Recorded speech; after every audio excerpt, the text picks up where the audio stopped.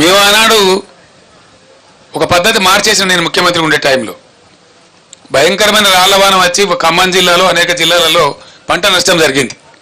మహబూబాబాద్ జిల్లాలో, ఖమ్మం జిల్లాలో, చాలా జిల్లాలలో నేనే స్వయంగా పోయి పరిశీలన చేసాను ఏంది ఎంతవరకు జరిగిందని చెప్పి. నిజంగానే ఘోరంగా దెబ్బతిన్నది. 100% పంట పోయింది. కానీ పంట నష్టం ఇచ్చే పరిస్థితి ఏంది? ఆ రోజు వరకు కూడా కేంద్ర ప్రభుత్వాన్ని నివేదిక పెట్టాలి, ఆ తోకగాలు రావాలి 3 నెలలకు, వాడు వచ్చే వరకు ఏమి ఉండదు, వాడు ఉల్టా రిపోర్ట్ రాయాలి, వాడేమి ఇయ్యాడు, వీడు తీసుకోడు, రైతుకు అందదు. దాంతో నేనే నిర్ణయించి రైతులు బలపడుతున్నారు కాబట్టి తెలంగాణ రాష్ట్రంలో మంచిగా అవుతున్నారు కాబట్టి మళ్ళా వాళ్ళ పరిస్థితి దిగజారద్దని చరిత్రలో ఎప్పుడు లేని విధంగా ఎకరానికి 10,000 రూపీస్ ఇచ్చిన నేను, ఇన్స్టెంట్ శాంక్షన్. అంత వెరీ డే ఆ పొలంలో నిల్చుండే అనౌన్స్ చేసి 5-6 రోజుల లోపల వాళ్ళకన్నా నష్టపరిహారం అందజేసినాం. ఏ తుంగతుర్తికి 6 కోట్లు ఇచ్చినాం. మొత్తం దాదాపు 149 కోట్ల రూపాయలని పంపిణీ చేసినాం ఇమీడియట్గా రైతులకు. అదే విధంగా 149 క్రోర్స్ ఇచ్చినాం. రెండో విడత అంటే సుమారు ఒక 500 కోట్ల రూపాయలను పంచినాం రైతులకు మేము. ఇవాళ లేదండి, రాలవన వాడిది అడిగే దిక్కు లేదు. ఓ మంత్రి ఓడు, ఓ ఎమ్మెల్యే ఓడు, దొంగలు కదా ముఖం సాటేసినట్టు. ముఖ్యమంత్రికి అయితే పట్టేలేదు, ఢిల్లీ యాత్రలే సరిపోతాయి. ఏది మరి నాకు అర్థం కాదు. ఎమ్మెల్యేలు ఓరు, ఎంపీలు ఓరు, మంత్రులు ఓరు, అధికారుల బృందాలు పంపించారు. ఇలా జరిగింది.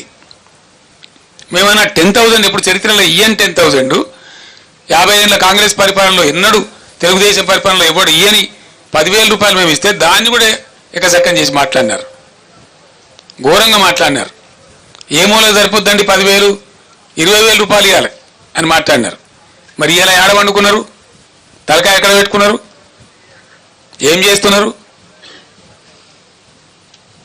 గుడ్డిగురాల పనులు తోముతున్నారా? వీళ్ళు రైతులు గారా? వీళ్ళు ప్రజలు గారా? పట్టింపు లేదా?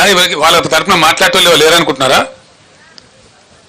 ఒక మహాసముద్రవంత పార్టీ బీఆర్ఎస్ పార్టీ ఉంది, ఊరుకోదు. ఎట్టి పరిస్థితులలో 100కు 100% రైతుల పక్షాన పోరాటం చేస్తాం. ఖచ్చితంగా ప్రభుత్వాన్ని నేను డిమాండ్ చేస్తామని ఇలా సూర్యాపేట నుంచి ఈ ఎండిపోయిన పంటలకు మీరే ఎండబెట్టిండ్రు కాబట్టి, మీ అసమర్థత వల్ల ఎండగొట్టిండ్రు కాబట్టి,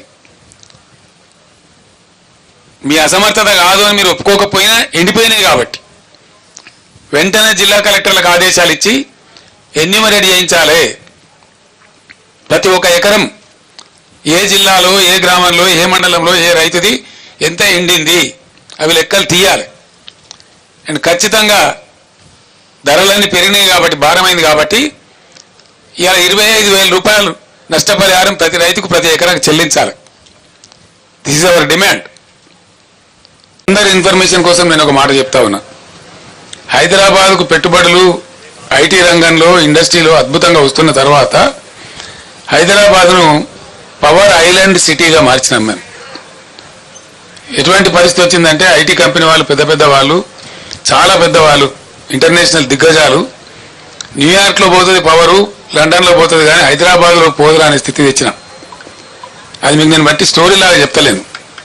దాన్ని ఏం చేసినామంటే బీఆర్ఎస్ ప్రభుత్వం వచ్చిన కొత్తలో ఈ రాష్ట్రంలో నేషనల్ గ్రిడ్కు మన రాష్ట్రం కనెక్టెడ్ లేకుండే, అనుసంధానం లేకుండే.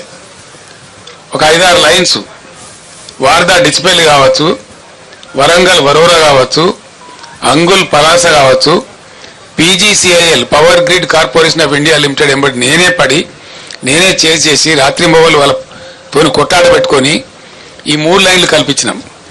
దాంతో టోటల్ తెలంగాణ రాష్ట్రం, ఏపీ రాష్ట్రం కూడా మనతో పాటుగా నేషనల్ పవర్ గ్రిడ్కి అనుసంధానమైన.